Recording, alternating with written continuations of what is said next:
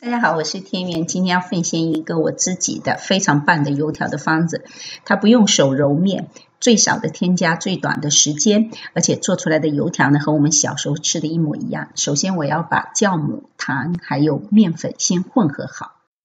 为了发酵快些呢，我这里需要40摄氏度左右的温水来调这个面粉，慢慢的往里面倒，用筷子可以搅得动，但是呢不要太稀，就是稍微有一些重量搅起来，我们用手握着这个筷子呢，使劲的把它搅成团，就把它搅均匀。那刚开始的时候不需要搅得那么光滑哈，只要搅成团就可以了，保持这个温度。然后趁这个还是热的哈，我们把它放到一个更大的容器里面，这样子呢保温也发酵的快，或者你可以放到烤箱那个保温胆里面去发酵，这样会快一些。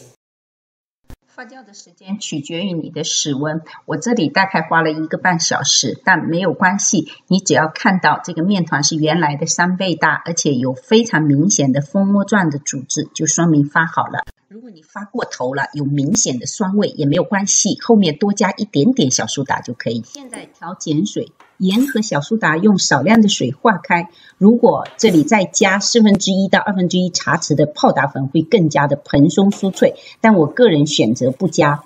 这里的比例最好不要去改变。调好的碱水呢倒入面团，然后我们用筷子朝一个方向的搅动，得把气泡搅掉。另外呢也让面团呢光滑起来，也等于揉面的效果。那这时候要把面筋搅出来，一会儿炸出来的油条呢，它才会有那种韧劲，表皮也会脆。太稀的话还可以加一些面粉调整，像这样光滑了就可以了。现在在板上撒厚厚的一层粉，因为这个面团非常的黏哈。现在把面团呢拨到这个粉上面来，然后呢上面一层我们手上抹一些粉，然后慢慢的把这个面团呢推开，均匀的推开，推成一个长方形。因为这个面非常软，所以其实这个时候很好整理，我们利用这个刀稍微弄一下就很完整的一个方形。这个方形的面团大概是30厘米乘14厘米。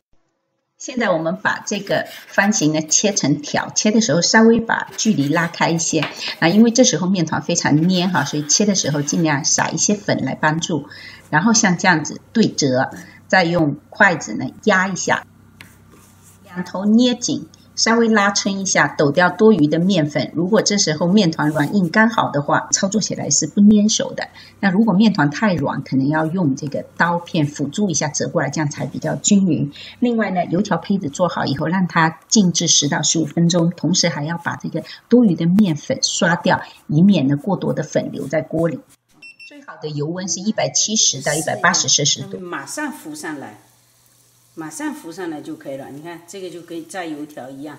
好，我们现在就可以下锅了，两根来，不要太多。这时候火力要保持中火。马上拨。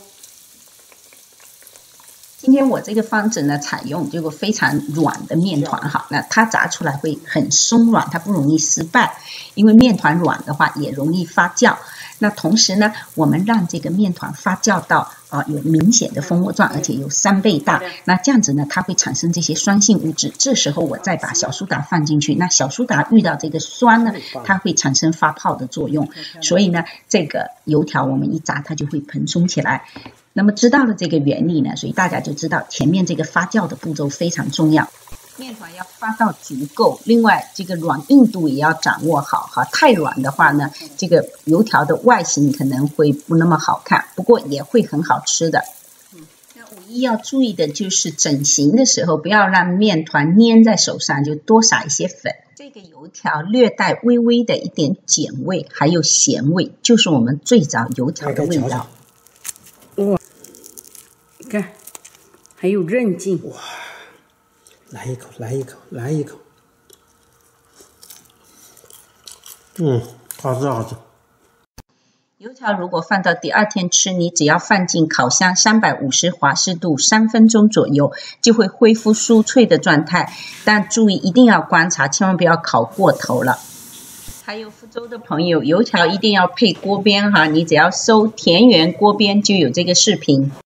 谢谢。谢大家的收看，喜欢的请给天元点个赞，欢迎订阅我的频道，还有更多的美食要跟你分享，我们下次再见。